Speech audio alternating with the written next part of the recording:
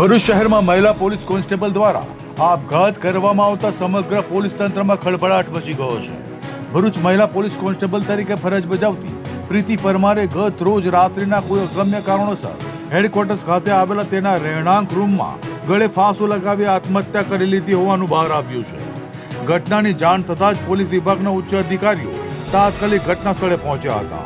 B division પોલીસની મદદથી મૃતદેહને નીચે ઉતારી પ્રાથમિક કાર્યવાહી હાથ ધરવામાં આવી હતી.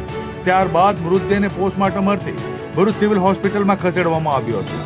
આ ઘટનાને લઈ હાલ બી ડિવિઝન પોલીસ દ્વારા અકસ્માત મોતનો ગુનો નોંધવામાં આવ્યો છે અને આ આપઘાત પાછળનું સાચું કારણ જાણવા માટે ઊંડાણપૂર્વક તપાસ શરૂ કરવામાં આવી છે.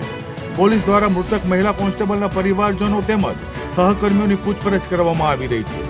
અચાનક બનેલી આ દુઃખદ ઘટનાથી ભરૂચ શહેર સહિત સમગ્ર પોલીસ વિભાગમાં શોકની લાગણી વ્યાપી ગઈ છે અને આ આપઘાત પાછળના કારણોને લઈ અનેક પ્રશ્નો ઉભા થયા છે.